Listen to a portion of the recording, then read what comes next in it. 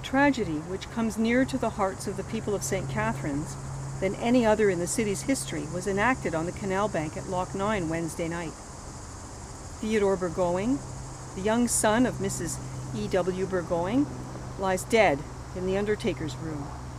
His demise is mourned by the whole community, while Frank Hartley, an unknown, lies in a prison cell charged with murder.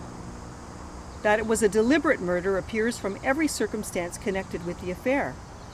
Theodore Burgoyne fell dead, with his hands in the pockets of his sweater coat, eloquent testimony that he was not anticipating an attack. The fact that Hartley had bullets in his rifle, which was against the rules, is strong evidence of premeditation. The tragedy occurred about 7 o'clock. Sergeant Clarence Burgoyne, brother of the victim, at 6:45 called the roll of the guard. Hartley's name was called, but he did not answer. But before the sergeant reached the end of the list, he appeared. He'd been to the city and was not properly dressed. The sergeant ordered him to stand aside, and they went down the stairs behind the lock house. 10 minutes later, Hartley was heard to remark something to the effect that he was not being given a square deal by Sergeant Burgoyne. Theodore Burgoyne heard the name mentioned, and walking out of a tent asked, "Who says anything about Burgoyne?" A little give and take talk ensued. Everybody thought it was quite good-natured, until it wasn't. Hartley suddenly swung round, and raising his rifle, shot point blank at Teddy Burgoyne. The bullet struck his nose and went through his head.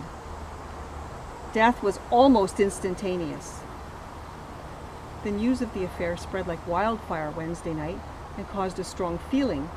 Today, after people have a chance to fully realize the awfulness of it, a pall of sorrow has settled over the city, and the tragedy is discussed in hushed tones. For the widowed mother and brothers, the utmost sympathy is being expressed. "He was a good soldier," said his brother. Those words would very aptly describe what his numberless friends thought of Teddy. A good soldier, a good fellow all the way through. Nobody had a word against him. You never heard anything but good things of young Teddy. He was one of the most enthusiastic soldiers of the 19th Regiment. He was in his 18th year.